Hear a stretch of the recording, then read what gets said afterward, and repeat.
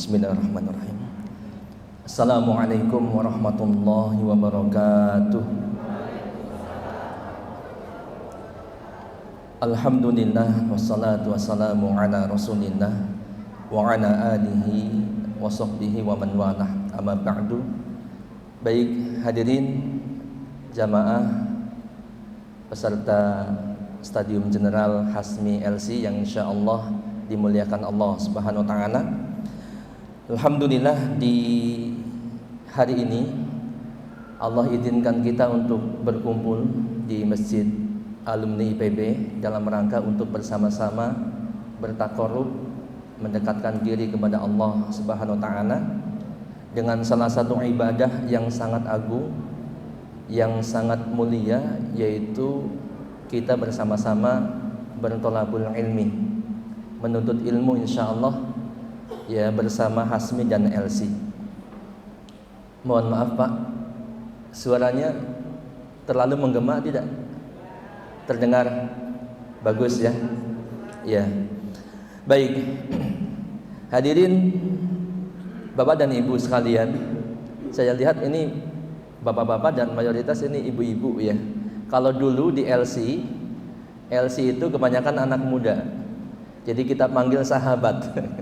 Kalau sekarang kita panggil bapak dan ibu, nggak apa-apa ya, insya Allah. Baik, kita akan berbicara menyimak satu judul kajian tentang sholat, ya khususnya tentang bahaya meninggalkan sholat. Dan kita ketahui bersama bahwa sholat itu adalah salah satu syariat di dalam Islam yang paling agung. Satu ibadah syariat dalam Islam yang sangat agung. Sebelum kita melihat apa saja bahaya meninggalkan sholat, saya akan bawa Bapak dan Ibu sekalian untuk sedikit merenungi tentang keagungan ibadah sholat, keagungan sholat dalam Islam. Yang pertama, kita perhatikan, dan insya Allah hadirin dan hadirat semuanya sudah faham, tapi kita kuatkan kembali. Yang pertama, sholat adalah kewajiban yang paling ditekankan setelah dua kalimat syahadat, serta salah satu daripada rukun Islam. Betul Pak? Bu? Ibu menyimak nggak? Iya, mohon tenang sebentar Bu ya. Silakan sambil cari tempat yang paling nyaman. Ya. Baik, saya ulangi. Salat adalah kewajiban yang paling ditekankan setelah dua kalimat syahadat serta salah satu rukun Islam. Rukun Islam ada berapa? Ada berapa?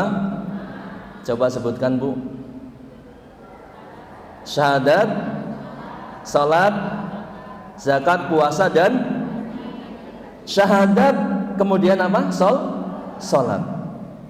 Ya. Jadi setelah kalimat syahadat, setelah seseorang mengikrarkan diri sebagai seorang muslim, maka yang kedua ada salat. Ini dalam Islam. Dan salat ini ternyata karena agungnya ini atau keagungan salat ini, salat merupakan salah satu rukun Islam. Ya. Rukun itu kan sesuatu yang harus ada pada saat pelaksanaan. Jadi kalau rukun salat, ya itu gerakan-gerakan dan bacaan-bacaan salat yang harus ada pada saat salat. Maka rukun Islam pun kalau kita mengaku sebagai seorang muslim, maka rukun-rukun itu harus ada dalam diri kita. Ya, orang kafir non-muslim kalau mau masuk Islam, kalau dia tidak bersyahadat, tidak memenuhi rukun yang pertama ini, maka dia tidak pernah dianggap sebagai seorang muslim. Pun seorang muslim kalau sudah bersyahadat, dia harus ada rukun yang kedua, yaitu salat, zakat, puasa, dan haji. Adapun haji, maka ini ada ketentuannya jika dia mampu. Ya. Baik, kalau dia mampu dan dia tidak mengerjakan, maka dia tidak melaksanakan rukun Islam yang kelima, Kan begitu. Nah ini kita lihat hadis Rasulullah sallallahu alaihi wasallam. Ya, beliau bersabda, "Buniyal Islam ala khamsin." Ya, syahadati alla ilaha illallah wa anna Muhammadar Rasulullah, ya, wa tuqimas shalah, wa iqamas shalah, wa ita'iz zakah, wa shaumi Ramadan wal hajj. Kan begitu. Dan dalam hadis yang lain dikatakan al-Islam antasyhada alla ilaha illallah wa anna Muhammadar Rasulullah wa tuqimas shalah wa tutiyaz zakah wa tasuma Ramadan wa tahujjal baita in istata'ta ilaihi sabila. Nah ini. Jadi salat itu salah satu ibadah yang sangat agung. Bukti yang pertama merupakan rukun Islam dan ibadah yang sangat ditekankan setelah dua kalimat syahadat, ya. Yang kedua, salat adalah tiang agama, dan agama tidak mungkin tegak tanpa salat. Ya, agama di masing-masing kita nggak mungkin tegak atau bakalan runtuh kalau tidak ada salat. Ini sudah sangat masyhur di tengah-tengah kita bahwa salat adalah tiang agama. Ya. Dalam hadis dikatakan Rasul Amril Islam, pokok segala urusan adalah Islam, rumah besarnya adalah Islam, wa amuduhus shalah, dan tiangnya adalah apa? Salat. Wa dirwatu sanamihi al jihadu fi sabilillah.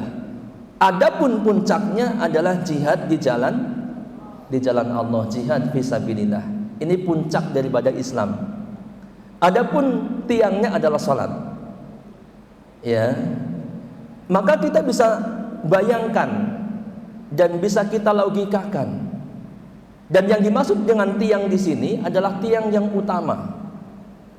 Seperti dalam sebuah bangunan atau sebuah tenda. Ya. Kalau tidak ada tiang, maka tenda itu akan runtuh. Bangunan ini pun kalau nggak ada tiang-tiang utama yang menopang, bangunan pasti runtuh. Begitu juga agama kita. Kita mengaku sebagai seorang muslim, akan tetapi tidak melaksanakan kewajiban salat kita, maka ibadahnya, agamanya runtuh. Nah ini menunjukkan juga bahwa salat itu adalah ibadah ataupun syariat yang sangat agung di dalam Islam. Bahwa salat adalah tiang agama. Yang ketiga, salat adalah amalan yang pertama kali akan dihisab pada hari kiamat. Amalan yang pertama kali akan dihitung, dihisab, ditimbang, diperhitungkan pada hari kiamat. Dan ini sekaligus harapan seorang hamba untuk mendapatkan surga. Ya, ingat hadisnya Pak, Bu? Rasulullah SAW bersabda, "Awwalu ma yuhasabu alaihil abdu yaumal qiyamah as-shalah." Amalan seorang hamba ini kalau kita ingat hadis ini Pak, Bu, harusnya kita benar-benar konsen, perhatian penuh kepada salat-salat kita. Harusnya. Ya, kita akan berusaha setelah ini dan untuk seterusnya berusaha untuk memperbaiki salat-salat kita, menjaga salat-salat kita. Ya, kualitasnya diperbaiki, kemudian juga bila perlu ditambah dengan yang sunnah-sunnahnya. Amalan seorang hamba yang pertama kali akan dihisab pada hari kiamat itu adalah as-shalah. Itu salat. Ya. Dikatakan fa in saluhat faqad aflah wa anjah. Kalau salat itu baik, kalau salatnya baik, ya, maka dia beruntung dan selamat. Catat. Kalau salat seorang baik ketika di dunianya dan dia memasuki kehidupan akhirat kemudian dihisab, dan yang pertama-tama akan dilihat, akan dihisab adalah salatnya, Kalau salatnya baik, ya ibaratnya urusan yang lain ringan. Ya, faqad aflah wa anja. Dia beruntung dan selamat. Ya. Fa in fasadat, kalau salatnya buruk, faqad khaba wa khasira, maka dia celaka dan merugi. Ini aja orang yang salatnya buruk. Nah, bagaimana pertanyaannya kalau orang yang tidak salat? Kan begitu, nanti kita akan bahas bahayanya. Ya. Nah ini Bapak dan Ibu sekalian, jadi salat itu amal yang pertama kali akan dihisab. Ingat ini terus kepada kita, kepada keluarga kita, kepada saudara-saudara kita. Ingat salat, perhatikan salat kita, sebab ini yang akan menentukan. Seperti dalam surat Al-Ankabut dikatakan, aqimis shalah inna sholata tanha 'anil fasya wal munkar. Kerjakanlah salat, dirikanlah salat, sesungguhnya salat itu mencegah dari perbuatan keji dan mungkar. Kalau salat seorang, salatnya baik, maka insya Allah perbuatan-perbuatan yang lainnya akan baik. Ya, kalau kita melihat kok ada orang kelihatannya soleh, tapi masih ada perbuatan-perbuatan yang kurang baik, itu boleh dipastikan kelihatannya saja zahirnya soleh, tapi salatnya mungkin kurang baik. Kan begitu. Sebab Allah sudah mengatakan, aqimis shalah inna sholata tanha 'anil fahsya'i wal munkar. Sesungguhnya salat itu mencegah daripada perbuatan keji dan mungkar. Jadi kalau kita pengen selamat dari perbuatan keji dan mungkar, maka salat kita kuncinya. Perbaiki salat kita. Ya. Baik, kemudian hadis yang lain, ma min imri'in muslimin tahduruhu salatun maktubatun fayuhsinu wudu'aha wa khusyu'aha wa ruku'aha illa kanat kafaratan lima qablaha minadz dzunub malam tu'ta kabiratun wa dzalika dahra kullahu. Tidaklah seorang muslim datang kepadanya waktu salat fardu, kemudian dia berwudu dengan wudu yang baik, melakukan salat dengan khusyuk, ruku dengan baik, melainkan salatnya itu pasti akan menghapus dosa-dosa sebelumnya selama dia tidak mengerjakan dosa besar, dan itu berlangsung sepanjang masa. Bapak dan Ibu sekalian, jadi ini pun bagian daripada rangkaian tadi. Ya, kalau datang kepada kita waktu salat, datang waktu salat zuhur, ya, berkumandang adzan Allahu Akbar, Allahu Akbar, kemudian kita wudu dengan wudu yang baik, ya, datang ke tempat sholat, ke masjid untuk yang ikhwan, yang laki-laki, sholat ruku sujud dengan sholat yang terbaik, maka sholat itu menghapus dosa-dosa kita, ya, selama kita tidak mengerjakan dosa besar. Maka ini juga harapan buat kita, ya, ketika dosa-dosa kita terampuni, berarti kita menghadap Allah dengan dengan hati yang bersih, ya, dengan dosa yang sudah terkurangi karena salat-salat kita, ya, dan tentunya tidak ada orang yang tidak berdosa, ya, tapi dengan salat-salat itu mudah-mudahan dosa-dosa kita terhapus, terkurangi. Nah, kemudian hadis yang lain masih berkaitan dengan salat ini, menjadi harapan kita untuk masuk surga. Hadis tentang gambaran salat itu seperti sungai di depan pintu rumah kita, ya, kemudian kita mandi sehari 5 kali. Tapi jangan dibayangkan sungai ini sungai seperti sungai di Bekasi misalkan, sungainya kotor hitam, jangan. Anggaplah di Bogor bagian atas sana sungainya jernih. Dan yang dimaksud begitu tentunya, sungai itu sungai yang jernih. Masalus salawatil khamsi kamasalin nahrin jarin gomrin ala babi ahadikum yaktasilu minhu kulla yawmin khamsa marrat. Perumpamaan salat 5 waktu, ya, adalah laksana sungai yang mengalir deras di depan pintu salah seorang di antara kalian, kemudian dia mandi padanya sebanyak 5 kali sehari. Sehari 5 kali. Ibu-ibu kalau mandi sehari berapa kali? Enggak mandi. Minimal 2 kali biasanya ya, pagi sama sore. Ya, kalau enggak mandi bahaya ini. Maka kemudian Al Hasan rahimahullah berkata, wa majubqi dzalika minad daron. Ya, masihkah lantas masih adakah kotoran yang tersisa kalau kita mandi 5 kali sehari? Masih ada kotoran yang tersisa enggak? Bersih semuanya. Sehari 2 kali aja kita udah merasa bersih, apalagi 5 kali sehari. Ya, artinya apa? Kembali kepada hadis yang tadi, bahwa seolah-olah atau dikatakan maksud daripada hadis ini adalah dosa-dosa kita terampuni, bersih dengan sholat 5 waktu itu. Ya, kecuali dosa besar. Memang dosa besar itu akan terampuni dengan bertaubat kepada Allah. Ya, tidak hapus dengan amalan yang lain. Ya.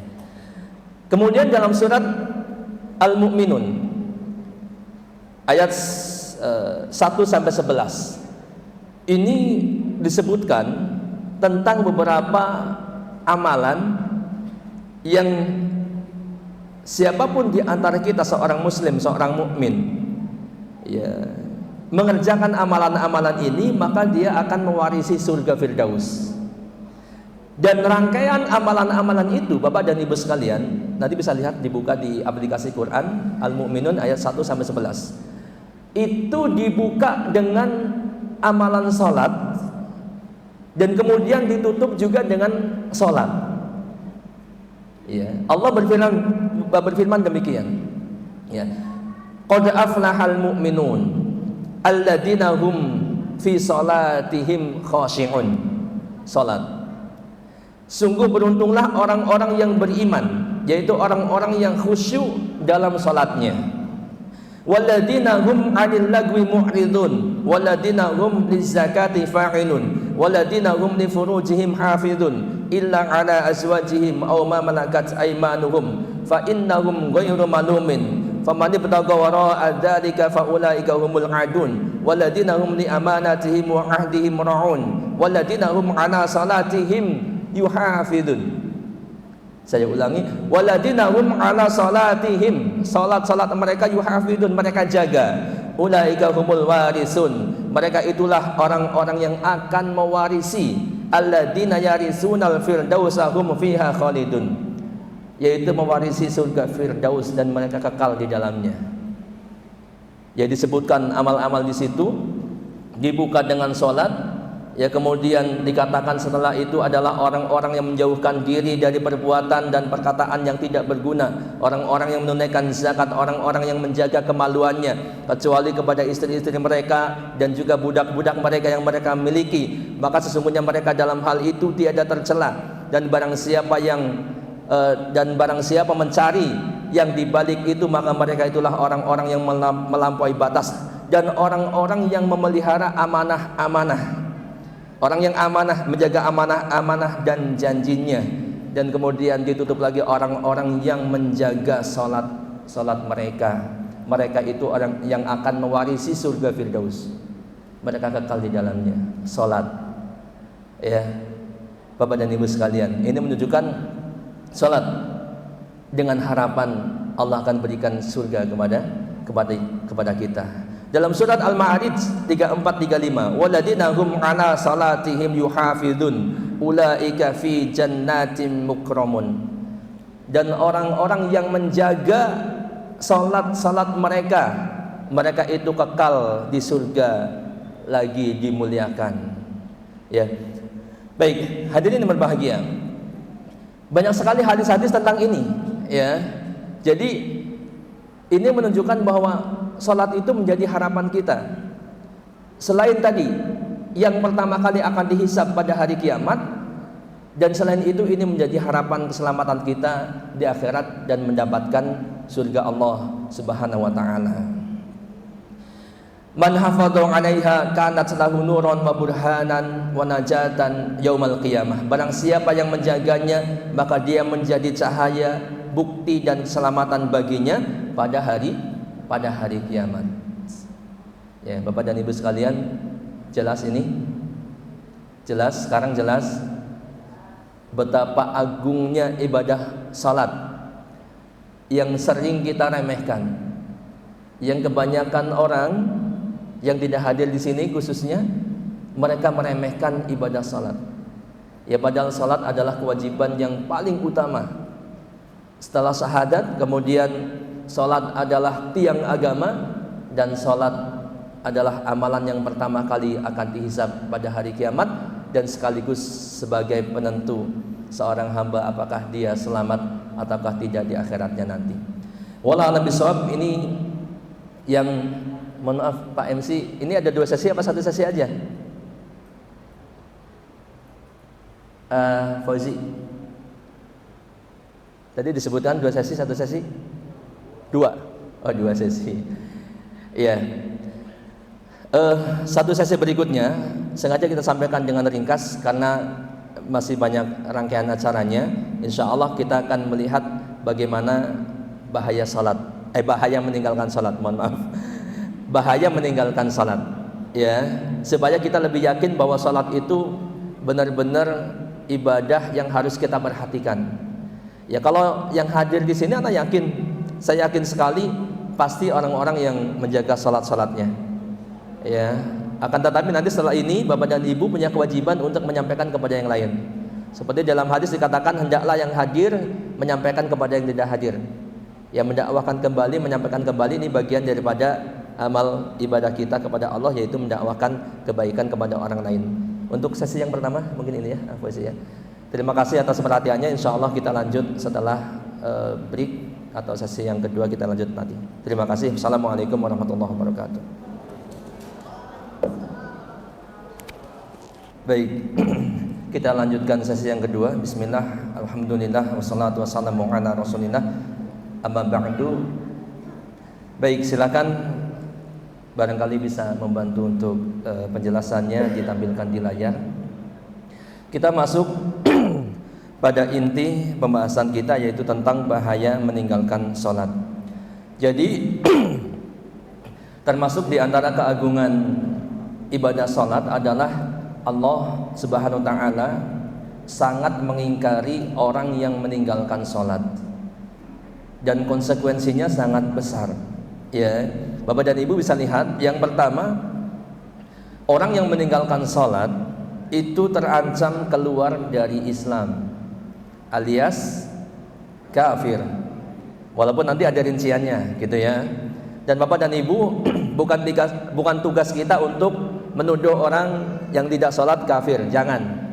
Ini perhatian buat kita, keluarga kita dan saudara kita, dan kaum muslimin pada umumnya, bahwa meninggalkan sholat itu konsekuensinya sangat besar, luar biasa. Jadi jangan dianggap remeh. Dosa ini dosa besar dan sangat membahayakan, kan begitu ya. Bukan untuk mentungin orang ente kafir enggak. Tapi ini perhatian buat kita, sebab Al-Quran dan hadis mengatakan demikian. Ya, Bapak dan Ibu sekalian. Ini yang pertama, jadi terancam keluar dari Islam.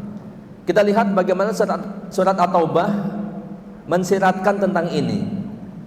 Allah berfirman, a'udzu billahi minasyaitonir rajim, fa in tabu wa aqamus shalah wa atawuz zakah fa ikhwanukum fid din.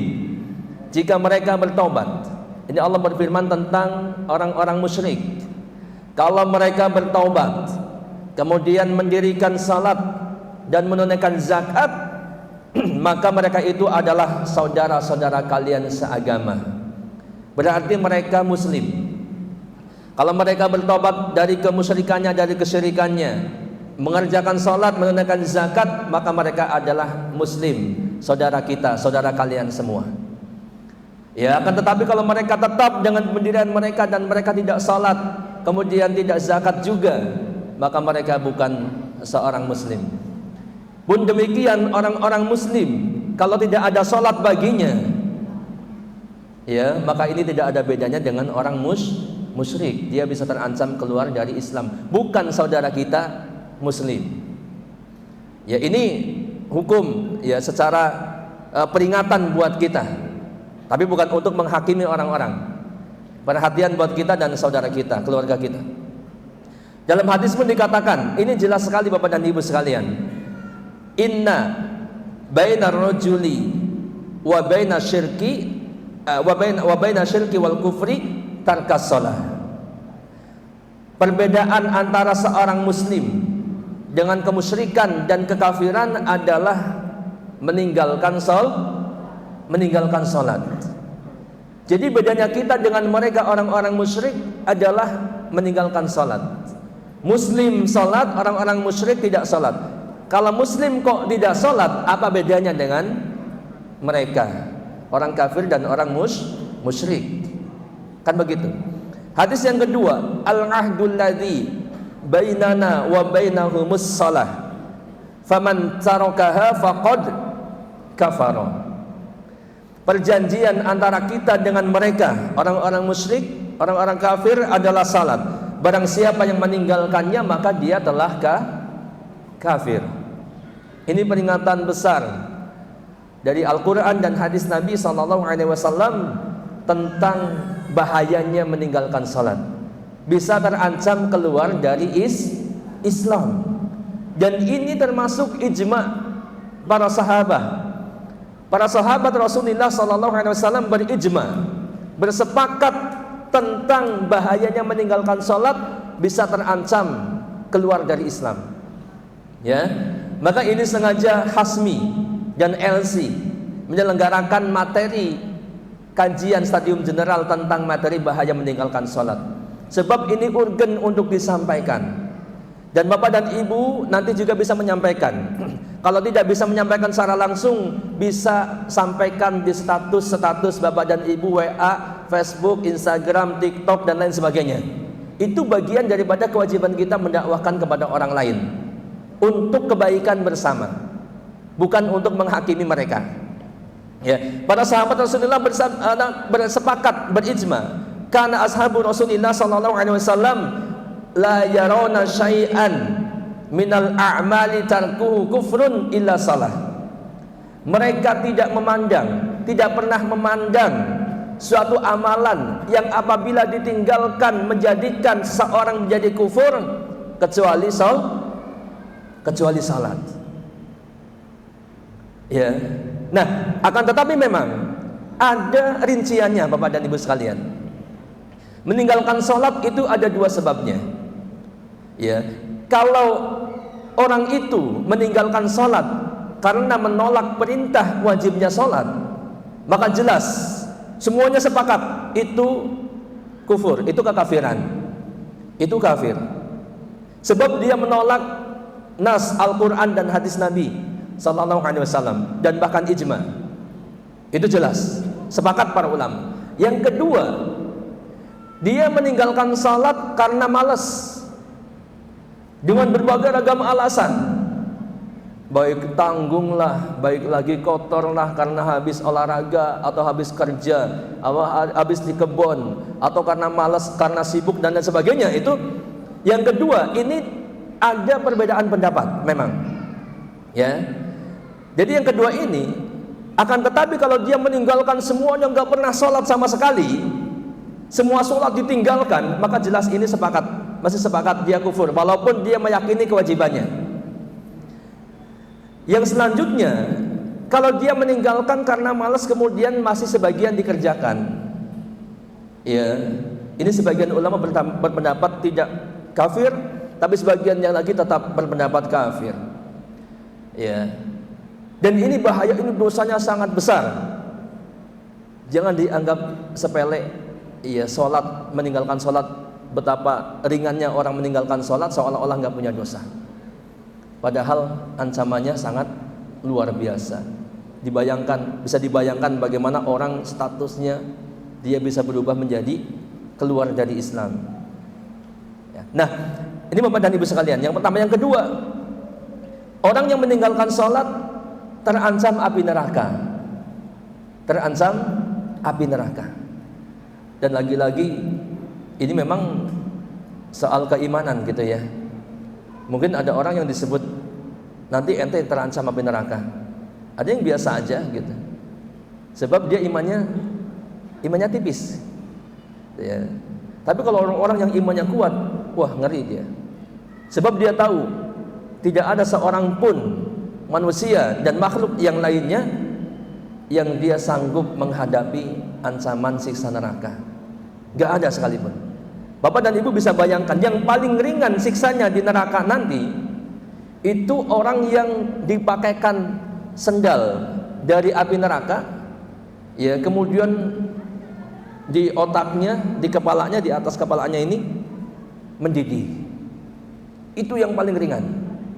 Panasnya api neraka, Bapak dan Ibu sekalian, kalau kita melihat kebakaran besar, ya mungkin jarak 10 meter terasa panas, apalagi sampai 1 meter, apalagi masuk, gak ada yang sanggup, gak ada yang kuat. Panasnya api neraka itu 69 atau 70 bagian daripada api dunia, itu bagian daripada panasnya api neraka. Bisa dibayangkan ya seperti apa dahsyatnya siksa api neraka. Dan orang yang meninggalkan salat terancam api neraka. Surat Al-Mudaththir 42-43, Bapak dan Ibu sekalian, ini adalah dialog orang-orang penghuni surga, ashabul yamin. Mereka saling bertanya, dan ini terjadi dialog antara penghuni surga dengan penghuni neraka. Nggak usah dibayangkan kok bisa begitu. Allah semuanya bisa, menjadikan semua itu bisa. Nggak ada yang sulit bagi Allah. Dan Allah katakan, orang penduduk surga itu bertanya kepada penduduk neraka, ma salakakum fi saqar? Apa yang menyebabkan kalian masuk ke dalam neraka sakar? Apa yang menjadikan kalian disiksa dalam neraka saqar? Ya, mereka menjawab, qalu lam naku minal musallin. Kami dahulu bukan termasuk orang-orang yang mengerjakan salat. Neraka saqar. Dalam penjelasan Bapak dan Ibu nanti bisa searching neraka saqar itu apa. Salah satu nama neraka yang dia tidak menyisakan dan tidak meninggalkan. Dilibas semua jasad orang yang dimasukkan ke dalam neraka saqar, hangus, dibakar. Ya, kemudian dihidupkan lagi, dibakar lagi, dihidupkan lagi. Karena sisa neraka memang sifatnya begitu. Bukan sekali cemplung kemudian mati sudah, enggak ada kematian di sana. Disiksa terus sampai waktu yang Allah tentukan. Kalau dia seorang musyrik, seorang kafir, abadan, selama-lamanya di neraka. Ya, maka ini yang menyebabkan dia masuk neraka. Dia dahulu di dunia bukan termasuk orang-orang yang mengerjakan sholat. Ya. Kemudian hadis Nabi SAW, man lam yuhafidh 'alaiha wa lam takun lahu nuran wala burhanan wala najah wa kana yaumal qiyamah ma'a Qarun wa Fir'aun wa Haman wa Ubay ibnu Khalaf. Dan barang siapa yang tidak menjaganya, tidak menjaga salat-salatnya, maka dia tidak akan mendapatkan cahaya. Jadi di akhirat nanti kita butuh cahaya, ya, dan masing-masing cahayanya sesuai dengan keimanan dan amal-amal kita. Orang-orang munafik tidak dapat cahaya, dan dia membutuhkan cahaya itu. Ya. Yang tidak menjaganya tidak mendapatkan cahaya, tidak mendapatkan bukti, dan juga tidak mendapatkan keselamatan. Dan pada hari kiamat dia akan bersama siapa? Qarun, Fir'aun, Haman, dan Ubay ibnu Khalaf. Ya, dalam penjelasan kurang lebihnya, kalau orang yang meninggalkan sholat karena sibuk dengan hartanya, dia akan bersama Qarun. Orang yang sibuk dengan jabatannya, ya, dengan pimpinannya mungkin, atau dengan pekerjaannya dan lain sebagainya, dia akan bersamakan dengan Fir'aun. Yang sibuk dengan jabatannya, dengan titlenya dan lain sebagainya, mungkin dia akan bersamakan dengan Haman. Yang sibuk dengan bisnisnya, meninggalkan sholat karena bisnisnya, dia akan bersama Ubay bin Khalaf. Ini ancaman buat kita, supaya kita perhatian, jangan sampai kita bermudah-mudah meninggalkan sholat, tidak menjaga sholat kita. Yang ketiga, ya, praktis saja, ringkas. celakalah orang-orang yang lalai atau melalaikan salatnya. Bapak dan Ibu sekalian, surat pendek yang sudah kita hafal. Fawaidun lil musallin alladzina hum an salatihim sahun. Maka kecelakaanlah bagi orang-orang yang salat, yaitu orang-orang yang lalai dalam salatnya. Dikatakan lil musallin, untuk orang-orang yang salat, Bapak dan Ibu sekalian. Orang-orang yang salat saja bisa celaka. Ya, seperti tadi. Ya, orang yang salat saja bisa terancam. Ya, apalagi kemudian orang yang tidak mengerjakan salat, maka dia lebih celaka lagi. Yang dimaksud lalai dalam salat adalah tidak mengerjakan salat sama sekali. Ini jelas, ya, sepakat dia celaka. Yang kedua, lalai dari pengerjaannya di waktu yang telah ditetapkan oleh syariat, malah justru mengerjakannya di luar waktu yang ditetapkan. Baik dia mendahului atau dia keluar, ya, dari waktu yang ada kemudian sampai kelewat. Contoh salat zuhur kemudian dia kerjakan di waktu asar, padahal tidak ada sebab apa-apa, kelewat waktunya. Maka ini termasuk kelalaian, gitu ya. Yang ketiga, selalu mengerjakan salat di akhir waktu selamanya atau pada umumnya. Ada orang-orang yang seperti ini. Ya, subuh dia nunggu sampai jam 6 kurang misalkan. Dan itu semuanya pada umumnya setiap hari. Kemudian zuhur pun begitu, padahal dia lagi ngopi, lagi nyantai, lagi main catur, ya apalagi lagi main gaple gitu kan. Di ujung sampai 2:30 atau hampir asar misalkan. Asar pun demikian, tanggung lagi pingpong misalkan, lagi olahraga gitu, ya. Dan keumumannya begitu, maka ini termasuk orang yang lalai. Ya, berbeda lagi kalau kondisi tertentu dan di waktu-waktu tertentu saja, kondisional, ada sebabnya. Tapi kalau pada umumnya begitu, dia celaka, ya, dia termasuk orang celaka walaupun dia mengerjakan salat. Yang keempat, tidak memenuhi rukun salat dan syaratnya sebagaimana yang diperintahkan. Ya, syarat wudu, contoh syarat salat berwudu suci. Nah, ini tidak dipenuhi atau tidak benar. Ya, kemudian menutup auratnya tidak sempurna misalkan. Dan seterusnya. Termasuk dalam mengerjakan salatnya asal-asalan. Ini bahaya, terancam celaka. Tidak khusyuk dan tidak merenungkan tadabbur apa yang dibaca dalam salat.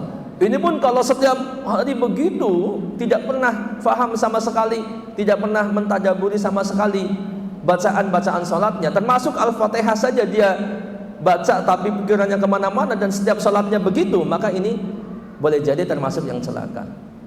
Masa ya dari kita kecil sampai segini tuanya, istilahnya memahami terjemah Al-Fatihah saja kita nggak bisa.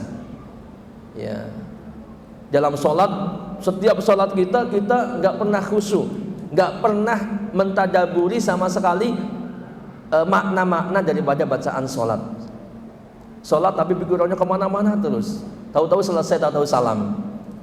Ya, apalagi dalam sholat tidur, tahu-tahu salam. Ini bahaya nih. Ya, bagaimana mungkin dia mentadaburi? Ada orang yang begitu, boleh jadi ada. Berdiri ngantuk, duduk apalagi. Sujud lama, ternyata tidur. Nah, ini jangan sampai terjadi. Sebab kita takut kita termasuk orang yang terancam fawaidul lil musallin. Baik. Kemudian yang keempat, bahaya meninggalkan salat. Meninggalkan salat walaupun hanya sebagian, ini adalah sifat orang munafik. Ya, yang orang munafik, ya ini termasuk satu golongan yang mohon maaf ini, yang terancam fi asfali minan nar, gitu kan. Kalau munafiknya tulen, dia terancam di neraka yang paling dasar. Melalaikan sholat, meninggalkan sholat apalagi, ini termasuk ciri orang munafik. Wa idza qamu ila salati qamu kusala. Dan apabila mereka berdiri untuk sholat, mereka berdiri dengan malas. ya tadi mau sholat tanggung sampai ujung gitu kan, mau habis waktunya baru dia terpaksa berdiri sholat. Ketika sholat pun kayak ayam matuk makanan gitu, cepat tahu-tahu selesai. Ente sholat cepat amat gitu, tahu-tahu udah balik lagi, udah selesai kan begitu ya. Asqalu salati 'alal munafiqin salatul isya wa salatul fajri walau ya'lamuna ma fihima la atauhuma walau habwan. Salat yang paling dirasakan paling berat oleh orang-orang munafik adalah salat isya dan salat fajar, salat subuh. Seandainya mereka mengetahui pahala apa yang ada pada keduanya, salat isya dan salat subuh, niscaya mereka akan mendatanginya meskipun dengan merangkak. Ya, asqalu salat 'alal munafiqin. Salat yang paling berat oleh orang-orang munafik, sebab di zaman itu kalau orang munafik itu kan salat itu dalam rangka untuk dilihat oleh orang lain, bukan karena Allah semata, bukan. Sehingga kalau waktu isya akan gelap, waktu subuh gelap, ya kelihatan orang gitu ya istilahnya, sehingga dia malas untuk mengerjakan salat isya dan salat subuh berjamaah, dia tinggalkan itu ya. Maka ini peringatan buat kita ya. Jadi kalau salat isya, salat subuh itu perhatikan, sebab di sini itu banyak orang yang lalai. Salat isya walaupun kita belum tidur, tetap kesibukan kita kadang kita ya perasaan baru maghrib, baru duduk nonton TV, tahu-tahu adzan isya, tanggung, akhirnya nggak ke masjid misalkan, atau udah terlanjur lagi ngobrol sama teman nggak ke masjid ya, lagi asik dengan keluarga nggak ke masjid ya misalkan. Nah apalagi kemudian salat subuh kesiangan terus berhari-hari, bahkan setiap saat nggak pernah ke masjid salat subuh. Ini hati-hati, jangan-jangan koreksi diri kita termasuk orang-orang munafik. Sebab Rasulullah mengatakan ini cirinya orang munafik yang berat mengerjakan salat isya dan salat subuh ya. Jadi meninggalkan salat, melalaikan salat jadi orang munafik ya. Ana rasa semua orang yang hadir di sini kalau ditunjuk ente munafik, ente orang munafik, pasti akan marah, betul nggak? Ini hampir sama seperti ente orang kafir gitu, hampir sama. Orang munafik itu sifatnya luar biasa Bapak dan Ibu. Coba, di antara sifat orang munafik itu, dia membenci ajaran-ajaran Islam, dia membenci orang Islam, dia membenci Islam kalau agama Islam sukses, dia membenci kalau orang-orang Islam sukses, dan dia senang kalau orang Islam hancur. Jadi orang munafik itu kalau sekarang di Palestina sedang digempur habis-habisan sama Yahudi Zionis, mereka senang ya, mereka senang. Ini orang munafik sifatnya gitu ya, maka dia layak terancam neraka gitu. Nah kemudian yang kelima, dan ini yang terakhir, orang yang meninggalkan sholat terancam hukuman mati di dunia. Ini Bapak dan Ibu sekalian, mungkin ini jarang didengar oleh kita, tapi kita lihat bagaimana penjelasan para ulama di situ ya. Sengaja saya tuliskan, saya nukilkan Imam Sufyan Ats-Tsauri, kemudian antum bisa lihat di situ ya, Abu Amr Al-Auza'i, ini para ulama kurun tabi'in, tabi'ut tabi'in gitu ya, sampai seterusnya, sama Imam Syafi'i, Imam Ahmad bin Hanbal, dan Imam Ishaq bin Rahuyah dan para murid-muridnya. Mereka berfatwa, ini para ulama yang kredibel semuanya, Ahlus Sunnah wal Jamaah, dan mereka sudah berkompeten dalam, dan sudah diakui oleh seluruh dunia. Mereka berfatwa bahwa orang-orang yang meninggalkan sholat, Bapak Ibu bisa lihat, itu dihukum dibunuh orang yang meninggalkan sholat ya. Sebab tadi secara asal tadi rinciannya dia kafir, dia keluar dari Islam gitu kan. Kemudian mereka berbeda pendapat bagaimana cara hukuman bunuh terhadapnya. Yang berbeda pendapat cara menghukum bunuhnya. Jadi kalau menghukum dibunuhnya itu sepakat, walaupun lagi-lagi ini bukan kita menghukumi mereka, ini urusan pemerintah Islam lah gitu ya. Itu pun kalau sudah diperintahkan untuk sholat, sudah dinasihatin segala macam, dia tetap nggak mau, berarti itu jelas gitu kan, itu jelas ya. Tapi ini ancaman buat kita sebagai seorang muslim, jangan sampai bermudah-mudah meninggalkan sholat, diancam bunuh ya. Ini perbedaannya, silakan masalah perbedaan bagaimana dibunuhnya, yang jelas mereka sepakat ya, apalagi orang yang meninggalkan sholat karena menolak kewajibannya ya.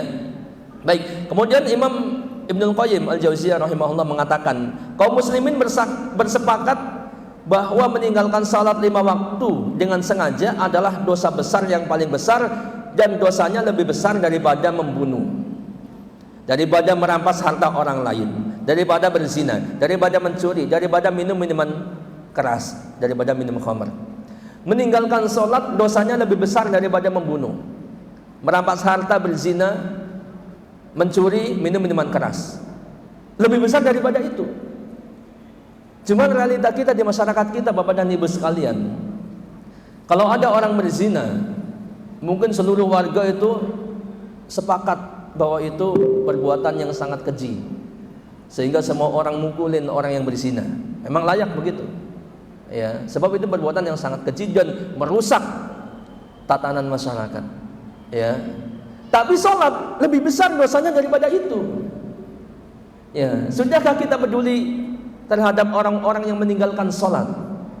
Padahal dosanya lebih besar daripada itu, lebih besar daripada merampok, lebih besar daripada minum khamr. Ya, maka di sini Hasmi peduli, mendakwahkan, menyampaikan nasihat, dan mudah-mudahan bisa diteruskan oleh Bapak dan Ibu sekalian yang hadir. Karena ini ancamannya luar biasa, meninggalkan sholat.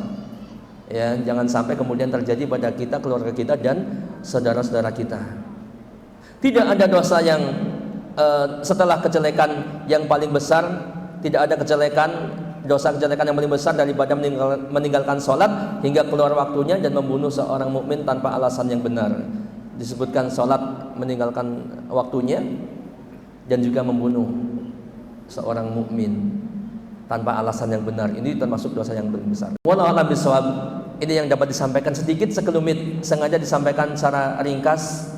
Yang penting maksud dan tujuannya adalah tercapai untuk kita sekalian. Ya, tentunya tidak seperti kajian kitab memang, tapi kajian kitab pun pada intinya adalah ini yang disampaikan.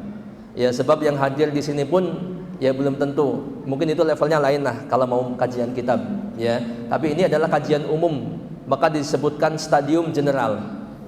Ya, yang pada intinya mudah-mudahan semua yang disampaikan bisa diserap, bermanfaat untuk kita, sebagai pengingat untuk kita dan keluarga kita, dan sekali lagi bisa disampaikan kepada yang tidak hadir di sini.